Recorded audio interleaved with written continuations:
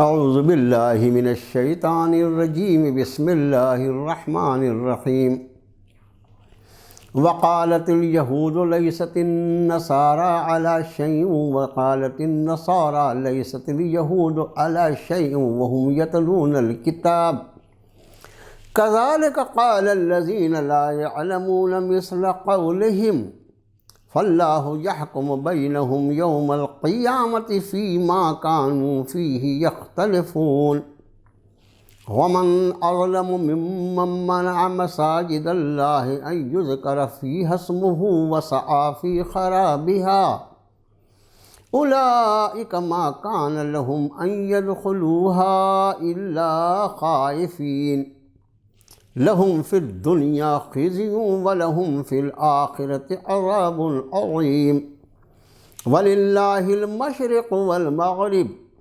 فأينما تولوا فثم وجه الله إن الله واسع عليم صدق الله العظيم آمنت بما انزل الله من کتاب۔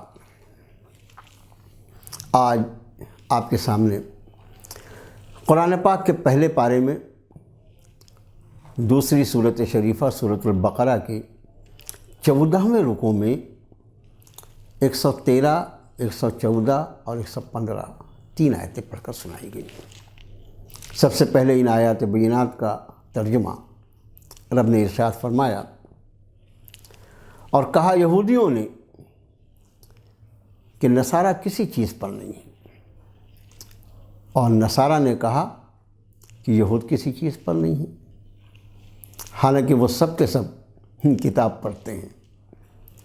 اور ایسی ہی بات کہی ان لوگوں نے بھی جو کچھ نہیں جانتے۔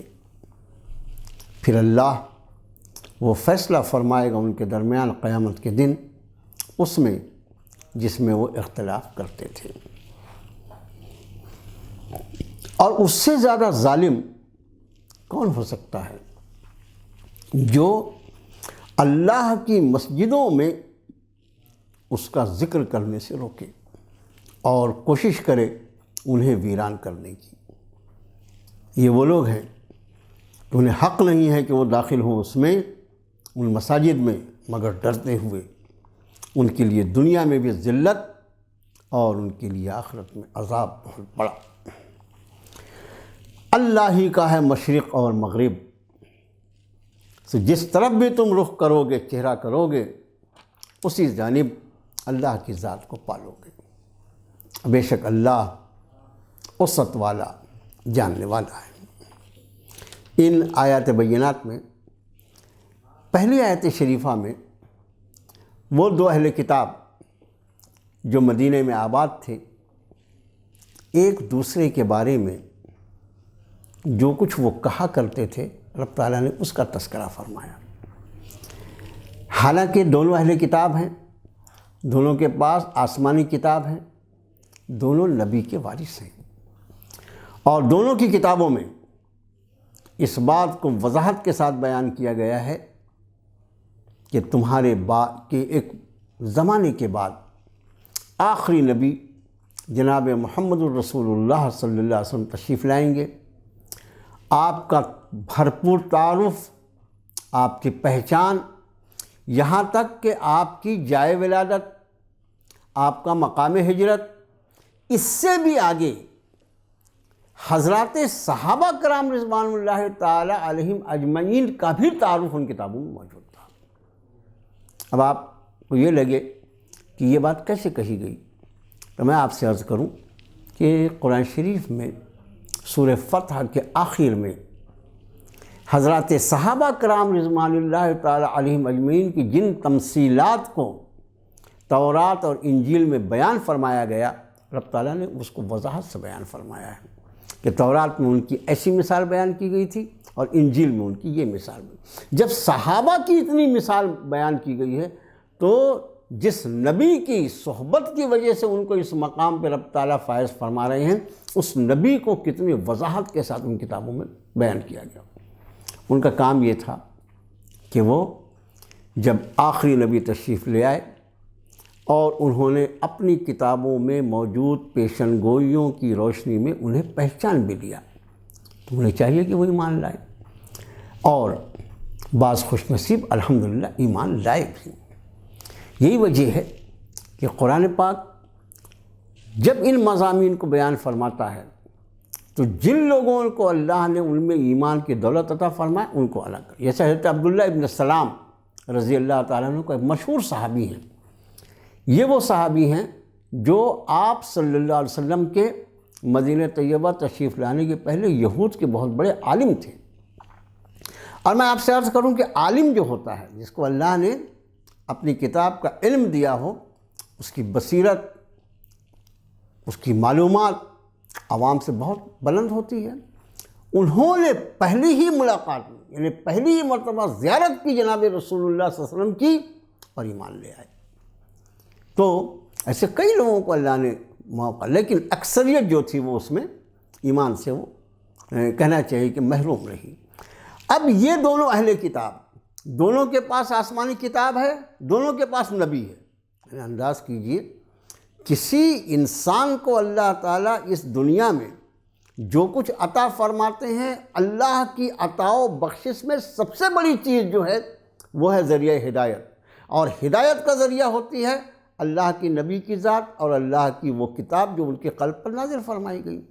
کسی قوم کو اللہ نے، کسی امت کو اللہ نے اپنی کتاب سے نوازا، اپنے نبی کی ذات سے نوازا، اور اس کے بعد وہ الزام لگائے سامنے والے پر کہ اس کے پاس کچھ نہیں ہے۔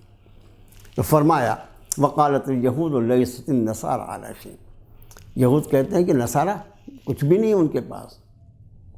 یہ حالانکہ کتنی غلط بات ہے، نصارہ کے پاس کیوں کچھ نہیں ہے؟ ان کے پاس اللہ کی کتاب ہے، اللہ کا نبی ہے۔ اور فرمایا جواب وقالت النصارى لیست الیہود علی شیء، اور نصارہ نے بھی جواب میں یہی کہا ہے، یہ یہود جاہل ہیں، ان کو کچھ نہیں معلوم۔ حالانکہ وہ بھی غلط کہہ رہے تھے، ان کے پاس بھی اللہ کی کتاب، اللہ کا نبی ہے۔ اس کے بعد فرمایا وہم یتلون الکتاب، جبکہ وہ کتاب کی تلاوت کرتے ہیں۔ اصل یہ ہے جو شخص کتاب اللہ سے لگ گیا، جس پر اللہ نے اپنی کتاب کو کھول دیا، اس کی سوچ کا زاویہ دوسرے لوگوں سے الگ ہونا ہی چاہیے۔ اس لیے کہ کتاب اللہ جو ہے وہ تو انسان کی عقل، اس کی فہم، اس کی سوچ، اس کو معرفت الہی کا رخ عطا فرماتی ہے، اس پر اللہ کی پہچان کو کھولتی ہے، اس پر اس دنیا، اس کائنات کی حقیقت کو کھولتی ہے۔ جو اللہ کی کتاب کی تلاوت کرتا ہو، اس کے معاملات عام لوگوں کی طرح ہو، کتنی بد نصیبی کی بات۔ اسی لیے رب نے فرمایا وَهُمْ يَتْلُونَ الْكِتَابَ، ان دونوں کا حال یہ ہے، یعنی اہل یہ یہود بھی اور نصارہ بھی دونوں کتاب کی تلاوت کرتے ہیں۔ اس کا معنی ہے کہ کتاب کی تلاوت کو کی گئی لیکن اس کا اثر قبول نہیں کیا گیا۔ اس موقع پر میں پھر یہ عرض کروں کہ اللہ نے امت مسلمہ کے جس طبقے کے لیے یہ خوش نصیبی کا اس کا فیصلہ فرمایا کہ اس کے ہاتھ میں اپنی کتاب عطا فرما، امت کا بہت بڑا طبقہ اللہ معاف فرمائے، جو حالات ہیں، جو ہمارے اور آپ کے سامنے کھلی آنکھوں سے ہم دیکھ رہے ہیں کہ اس کے پاس دنیا بھر کے علوم کی کتابیں پڑھنے کے لیے وقت ہے، لیکن اگر وقت نہیں ہے تو کتاب اللہ کے لیے وقت نہیں ہے۔ ساری دوسرے سبجیکٹ کی بات اگر کریں تو اس پر ایسا معلوم ہوتا ہے کہ یہ تو بالکل ہر چیز میں اتھارٹی ہے، لیکن جب اس کے سامنے دین اللہ کی بات ہو، اللہ کے دین کی بات ہو، اللہ کی کتاب کی بات ہو، تو بعض تو ایسے ہیں کہ ان کے سامنے قرآن شریف کی کوئی آیت آپ پڑھیں تو وہ حیرت سے پوچھتے ہیں مولانا یہ قرآن کی کتاب آیت ہے، ایسا قرآن شریف میں آیا ہے؟ کمال ہے۔ 114 سورتوں پر مشتمل وہ عظمت اور برکت والی کتاب جو اللہ نے آپ کے اس نبی محترم صلی اللہ علیہ وسلم کے قلب انور پر نازل فرمائی، جن پر ہم اور آپ ایمان رکھتے ہیں، ساری کتابوں کے لیے ہم نے وقت نکالا، اس کتاب کو پڑھنے کا وقت نہیں۔ کون سا عذر ہم اللہ کی بارگاہ میں پیش کر کے بچ سکیں گے؟ میں آپ سے عرض کرتا ہوں آج غور کر لیا۔ اب یہ کہ کوئی شخص کسی ایسی جگہ پیدا ہوا، کسی ایسے ایریے میں جہاں کوئی علم نہیں، کوئی کتاب نہیں، کوئی پڑھنے پڑھانے کا ماحول نہیں، یہ کہہ لیجیے کہ دور دراز علاقہ ہے جو انسانی یعنی جو پوری ترقیات ہے اس سے بالکل کٹا ہوا ہے، وہاں کا کوئی ایسا آدمی ہو کھڑا ہو حشر کے میدان میں، مجھے تو معلوم نہیں تھا کہ آپ کی کیا کتاب تھی، تو اس کا عذر جو ہے وہ تو قابل قبول ہوگا۔ لیکن ہمیں اللہ نے جس ماحول میں پیدا کیا ہے پڑھنے پڑھانے کا، پورا صبح سے شام، اور آج کل کی جو نئی جدید ٹیکنالوجی ہے اس نے تو وقت ضائع کرنے کے ایسے آلات اس کے ہاتھ میں دے دیا کہ یہ اکیلا ہی، کچھ دنوں پہلے ہم لوگ یہ کہتے تھے کہ بھئی اگر کسی آدمی کو کوئی گناہ بھی کرنا ہے تو گناہ کرنے لیے بھی 1 سے 2 آدمی لگتے ہیں، ٹھیک ہے؟ کیسے؟ بھئی کسی کی غیبت کرنا ہے تو آدمی دیوار کے سامنے تھوڑی کھڑا ہو کے غیبت کر، کوئی سننے والا بھی چاہیے نا، کوئی سننے والا بھی چاہیے۔ لیکن شیطان نے جدید ٹیکنالوجی میں گناہوں کو اتنا آسان کر دیا کہ اب گناہ کو کوئی سننے والا دوسرے آدمی ضرورت نہیں، اکیلے ہی وہ اپنی آنکھ پھوڑ رہا ہے بیٹھ کر اور اس پر جو چاہے واہی تباہی میں اپنے وقت کو ضائع کر رہا ہے۔ اس کو یہ معلوم نہیں کہ اس کو جو اللہ نے جو نعمت عطا فرمائی اس میں سب سے زیادہ قیمتی جو چیز ہے وہ وقت ہے۔ اس کا ہر گزرنے والا لمحہ اس کو موت کے قریب کر رہا ہے، اس کو قبر سے قریب کر رہا ہے، اس کے رب سے ملاقات سے قریب کر رہا ہے، اور یہ اپنے وقت کو ضائع کر رہا ہے۔ یہی وقت کاش وہ اپنے بال بچوں میں گزارتا، یہی وقت وہ اپنی بیوی کو دیتا، اپنے ماں باپ کی خدمت میں گزارتا، انسان کی خدمت میں گزارتا، انسانوں کو فائدہ پہنچانے کی کوشش کرتا، اس کو کوئی احساس نہیں ہے۔ اب سوال یہ پیدا ہوتا ہے کہ ایسے دور میں جہاں ہر طرف کتاب کتاب، علم، پڑھنا پڑھانا، اور وہاں پر کوئی شخص ایسا ہو جو یہ کہے حشر کے میدان میں کھڑا ہو کہ نہیں میں نے سب کچھ پڑھا، صرف آپ کی کتاب کے پڑھنے کا میرے پاس وقت نہیں تھا، مجھے آپ بتائیے اس کی حیثیت کیا بنے گی؟ اس پر ذرا غور کریں۔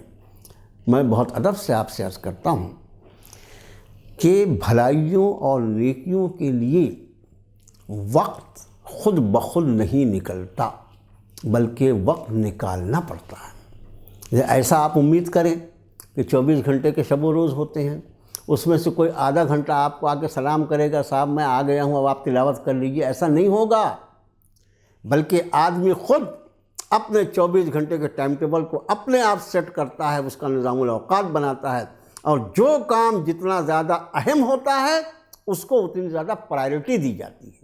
یہی طریقہ ہے نا؟ تو ظاہر ہے سب سے زیادہ اہم چیز جو ہے ایک مومن کے لیے وہ یہ ہے کہ وہ اس کی فکر کرے کہ جب اپنے رب کی بارگاہ میں کھڑا کیا جائے گا تو وہ کیا جواب دے گا۔ اس لیے ہم اپنے شب و روز کا جو ہمارا نظام الاوقات جس کو ٹائم ٹیبل کہتے ہیں ہم نے بنایا ہے، اس میں اولیت اس کو دیں کہ ہمارا تھوڑا سا وقت اس میں سے کتاب اللہ کے لیے وقف ہو۔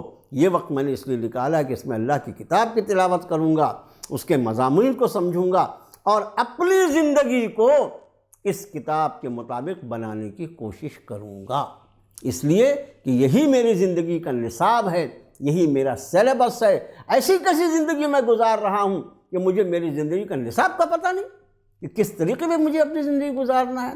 یہاں رب نے ارشاد فرمایا کہ ان کا حال یہ ہے کہ دونوں اہل کتاب ہیں اور دونوں ایک دوسرے پہ الزام لگا رہے، وہ کہتا اس کے پاس کچھ نہیں ہے اور وہ کہتا اس کے پاس کچھ نہیں ہے۔ فرمایا وہم یتلون الکتاب، جبکہ وہ کتاب کو پڑھتے ہیں۔ کتاب کے پڑھنے والے کا انداز دوسرا ہونا چاہیے۔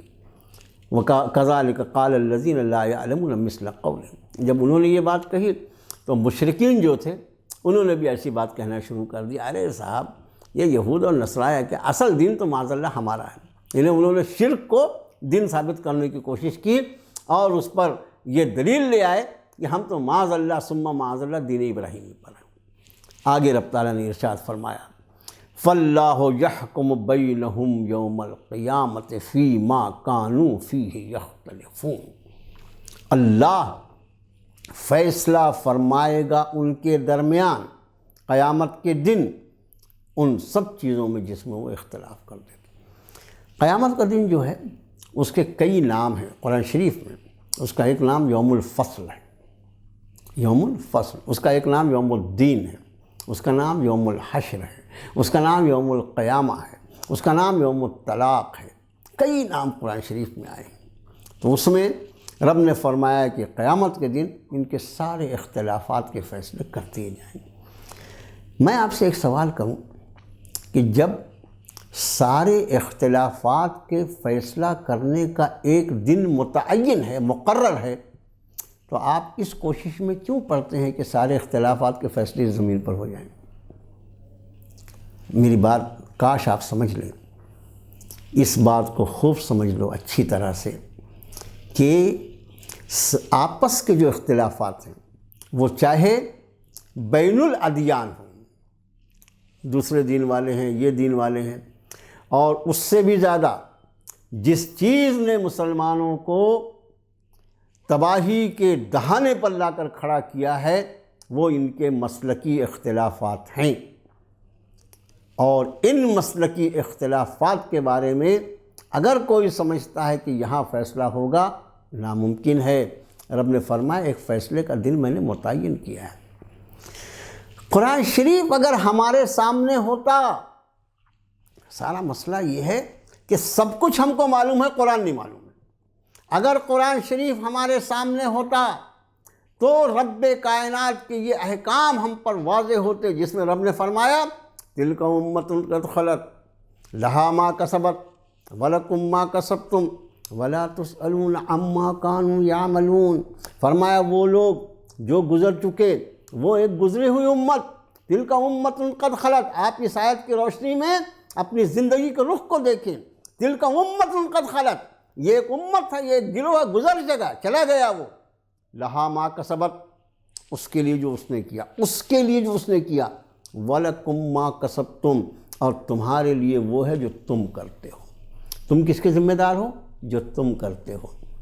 یہ شیطان نے اس امت مسلمہ کو ایک ایسے جھگڑے میں ڈال کر اس کو ضائع کیا ہے، کاش ناظرین میری اس بات کو اللہ آپ کے دل میں اتار دے۔ ہمیں شیطان نے اس مسئلے میں الجھا دیا کہ فلاں کا عقیدہ کیا ہے، اس فلاں کا عقیدہ کیا ہے۔ رب نے فرمایا لہا ما کسبت ولکم ما کسبتم، انہوں نے جو کیا وہ ان کے لیے، تم جو کرتے ہو وہ تمہارے لیے۔ تو اصل کام کیا تھا؟ مجھے میرے عقیدے کی فکر کرنی چاہیے تھی، مجھے میرے اعمال پر نظر رکھنی چاہیے تھی، میرا عقیدہ اللہ کی کتاب کے مطابق ہے یا نہیں ہے، میرے اعمال جناب محمد الرسول اللہ صلی اللہ علیہ وسلم کی تعلیمات کے مطابق ہیں یا نہیں ہیں۔ شیطان نے مجھے ایسا ورغلایا کہ میں اپنی ذات کو بھول گیا، اب اس کے بعد پوری امت کے ایمان اور عقائد اور اعمال کا ٹھیکیدار بن کے بیٹھ گیا، جبکہ رب نے فرمایا لہا ما کسبت، وہ جو کرتے تھے ان کے لیے، وَلَكُمْ مَا كَسَبْتُمْ، اور تمہارے لیے وہ جو تم کرتے ہو، وَلَا تُسْأَلُونَ عَمَّا كَانُوا يَعْمَلُونَ، اور جو کچھ وہ کرتے تھے ان کے بارے میں تم سے سوال نہیں کیا جائے گا۔ اس کا معنی یہ کہ میرے رب نے یہ بات واضح فرما دی کہ مجھ سے کسی کے بارے میں کوئی سوال نہیں کیا جائے گا۔ اس کے بعد میں اپنی ساری انرجی، ساری صلاحیت دوسروں کے ایمان اور اعمال کو کھنگالنے میں لگاؤں، اس سے بڑھ کے بھی میری کوئی بیوقوفی ہو سکتی ہے؟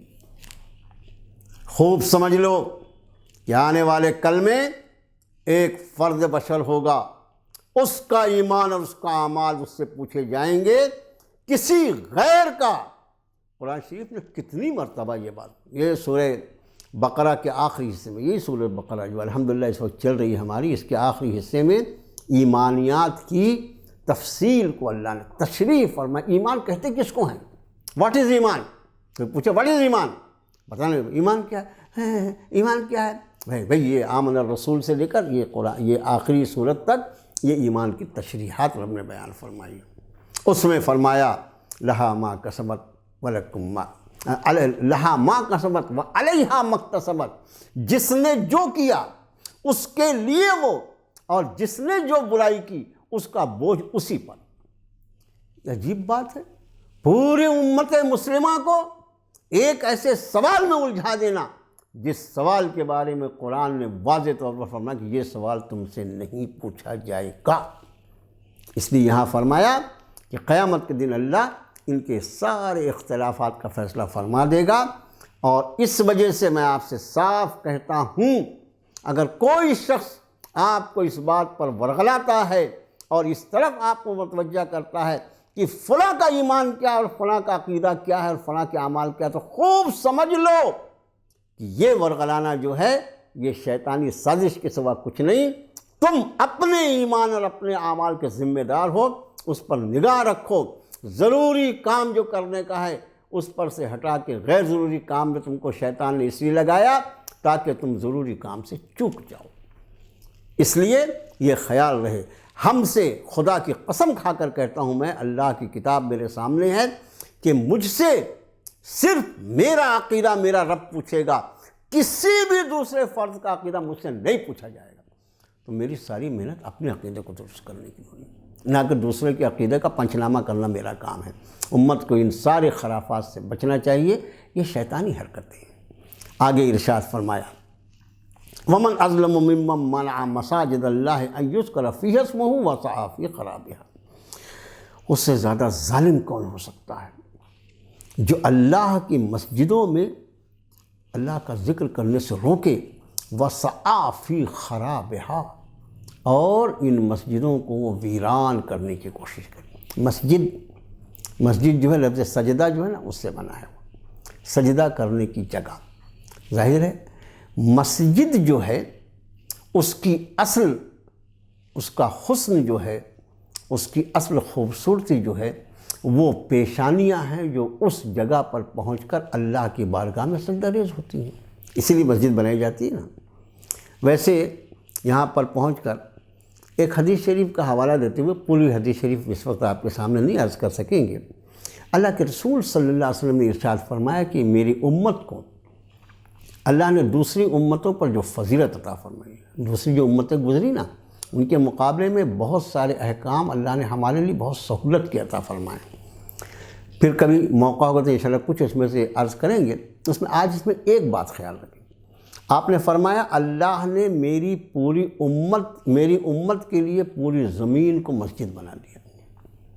یہ خصوصیت ہے آپ کی، ورنہ آپ دیکھیں کہ آپ سے پہلے جو امتیں ہیں بطور خاص یہود اور نصارہ، ان کا تذکرہ ہی چل رہا ہے، ان کو عبادت کرنے کے لیے ان کے اپنے کلیساؤں میں اور اپنی عبادت گاہوں میں جانا ضروری ہے۔ اس وجہ سے آپ دیکھتے ہیں کہ سنڈے جو چھٹی ہے اور ایک ماحول بنا ہے، سارے کے سارے مرد عورت بچے چلے جا رہے ہیں بیچارے گرجے کی طرف۔ اسی طرح یہود، ان کا اپنا دن ہے، وہ سارے کے سارے جمع ہو کے اپنے کلیساؤں کی طرف چلے جا رہے ہیں۔ تو ظاہر ہے کہ مسجد ہوتی ہے، اس کا ادب، اس کا احترام، وہاں نماز پڑھنے کی فضیلت بہت زیادہ ہے، لیکن اس سب کے ساتھ اللہ نے اس امت پر اس بات کو سہولت عطا فرما دی کہ پوری زمین تمہارے لیے مسجد بنا دی گئی، جہاں نماز کا وقت ہو جائے، اگر قرب و جوار میں کہیں مسجد میسر نہیں ہے تو تم کو نماز قضا نہیں کرنا ہے، بلکہ نماز جہاں موقع ملتا ہے پڑھ۔ یہی وجہ ہے اللہ کے فضل و کرم سے کہ آپ اہل ایمان اور اہل اسلام کو دیکھیں گے کہ چلتی ٹرینوں میں، اڑتے ہوئے ہوائی جہازوں میں، دوڑتی ہوئی بسوں میں، اور یہاں تک کہ کبھی آپ سڑکوں پر اگر اپنے فور ویلر سے جا رہے ہیں تو دیکھیں گے کہ کہیں بھی مسلمانوں نے ان کا نماز کا وقت ہوا، اترے اور اپنی چادر بچھائی، مصلی بچھائی، قبلہ روئے، نماز میں مشغول ہو گئے۔ یہ عمل آپ کسی دوسری امت کا نہیں دیکھیں گے۔ اس کی وجہ یہ ہے کہ اللہ نے یہ سہولت ہمیں عطا فرمائی، اور اسی کی وجہ سے الحمدللہ ہمارے گھر جو ہیں، رب تعالیٰ نے بنی اسرائیل کو حکم دیا تھا وَاجْعَلُوا بُيُوتَكُمْ قِبْلَةً، تم اپنے گھروں کو قبلہ بنا لو۔ بعضوں نے کہا کہ اپنے گھروں کو قبلہ رو بنا لو۔ ہمارے گھروں کو جو اللہ نے قبلہ بنایا، اس کی یہ اسی حکم کی برکت ہے کہ ہماری مائیں بہنیں، ہماری بیٹیاں جو ہیں، ان پر بھی نماز فرض اللہ نے کی، اور برابر اپنے وقت پر وہ اپنی پنجگانہ نماز اپنے گھروں پہ ادا کرتی ہیں۔ اگر یہ سہولت خدا نخواستہ نہ ہوتی، وہ ہر نماز کے وقت میں مسجد میں جاؤ، تو وہ مسجد میں جانا مردوں کے لیے ضروری ہے، شرط یہ ہے کہ قریب میں مسجد پائی جاتی ہے۔ لیکن اگر کسی ایسی آبادی میں ہے جہاں قرب و جوار مسجد نہیں ہے، سفر میں ہے، میدان میں ہے، صحرا میں ہے، کہیں پر بھی ہے نماز کا وقت ہوا نماز پڑھ لے، یہ سہولت اس امت کو دی۔ یہاں پر فرمایا کہ یہ مسجدیں جو ہیں، مسجدیں جس کو کیا کہتے ہیں، اللہ کا گھر، اللہ کا گھر ہے وہ، اس کے احکام الگ ہیں، اس کے آداب الگ ہیں۔ اس کی سب سے بڑی ضرورت مسجد کی یہ ہے کہ مسجد کو نمازیوں سے بھر دیا جائے، کوئی ایسا کام نہ کیا جائے جس کی وجہ سے وہاں آنے والے نمازیوں کی تعداد میں کمی ہونے پائے۔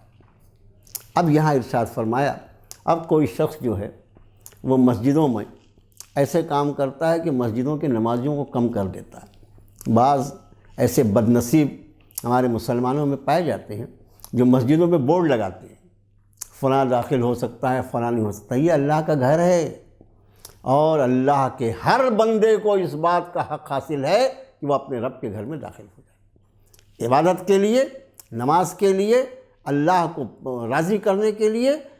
تم جس نبی پر ایمان رکھتے ہو اس نبی کی ذات عالی کا اسوہ موجود ہے کہ جب نصرانیوں کا وفد آپ سے مناظرے کے لیے آیا تھا، طویل مسئلہ ہے وہ، انشاءاللہ جب سورہ آل عمران میں اللہ پاک وہاں تک پہنچائیں گے تو اس وقت تفصیل سے عرض کریں گے۔ ان نصرانیوں کو اللہ کے رسول صلی اللہ علیہ وسلم نے مسجد نبوی میں ٹھہرایا، اور جب اتوار کا دن آیا اور ان کو لگا بھی آج تو ہمیں عبادت کرنا ہے، ہم کیا کریں، کہاں جائیں؟ حضرت علی رضی اللہ تعالیٰ عنہ کو ان کی دیکھ ریکھ پر آپ نے متعین فرمایا تھا۔ انہوں نے حضرت علی سے عرض کیا کہ ہم کو نماز پڑھنا ہے، یعنی ہم ان کی عبادت، ان کی نماز کہہ لیجئے۔ آپ اللہ کے رسول صلی اللہ علیہ وسلم کی خدمت میں کہ اللہ کے رسول صلی اللہ علیہ وسلم، وہ جو نصارہ آئے ہیں وہ اپنی نماز پڑھنا چاہتے ہیں، اپنی عبادت کرنا چاہتے ہیں، ان کی عبادت کا انتظام کہاں کروں؟ سلام ہو رحمت للعالمین جناب محمد الرسول اللہ صلی اللہ علیہ وسلم ذات علی پہ۔ فرمایا وہ اللہ کے آگے ہی سجدہ ریز ہونا چاہتے ہیں نا علی، ان کو ہماری ہی مسجد میں اس کی اجازت دی جائے کہ وہ یہیں پر اللہ کی عبادت کریں۔ حالانکہ آپ انداز کریں مسجد نبوی میں اس وقت تک تحویل قبلہ کے احکام نازل ہو گئے تھے، اہل ایمان نماز پڑھتے تھے بیت اللہ کی طرف رخ کر کے، مسجد حرام کی طرف۔ یہ نصارہ کدھر منہ کر کے نماز پڑھتے؟ بیت المقدس کی طرف۔ لیکن اس حال میں بھی اللہ کے رسول صلی اللہ علیہ وسلم نے اجازت دی، اللہ کے آگے سجدہ ریز ہونا ہے، یہ سجدہ کرنے کے لیے مسجدیں ہیں، اس لیے ان کو بھی نہیں روکا جائے گا۔ اس نبی کے ماننے والے ہم اپنی مسجدوں میں، ہم نے مسجدوں کو اپنی جاگیر بنا رکھا ہے، مسجدوں کو ہم نے اپنی ملکیت سمجھ رکھا ہے۔ فرمایا اس سے زیادہ ظالم کون ہوگا جو اللہ کی مسجدوں میں لوگوں کو اللہ کا ذکر کرنے سے روکے، وسعی فی خرابہا، اور کوشش کرے ان کو ویران کرنے کی۔ اولئک ما کان لہم ان یدخلوہا الا خائفین، ایسے لوگوں کو تو بہت ڈرتے ڈرتے مسجدوں میں داخل ہونا چاہیے۔ لہم فی الدنیا خزی، ان کے لیے دنیا کی زندگی میں ذلت، وَلَهُمْ فِي الْآخِرَةِ عَذَابٌ عَظِيمٌ، اور آخرت میں ان کے لیے زبردست عذاب۔ اس موقع پر میں آپ سے بہت ادب سے یہ درخواست کرنا چاہتا ہوں، اللہ کی مساجد کے دروازوں کو اللہ کے سارے بندوں کے لیے کھولا جائے، وہ اللہ کا گھر ہے۔ ہم اس میں مسلک کے نام پر، جماعت کے نام پر اگر کوئی پابندی لگاتے ہیں، اس آیت شریفہ کا اطلاق ہم پر ہوگا۔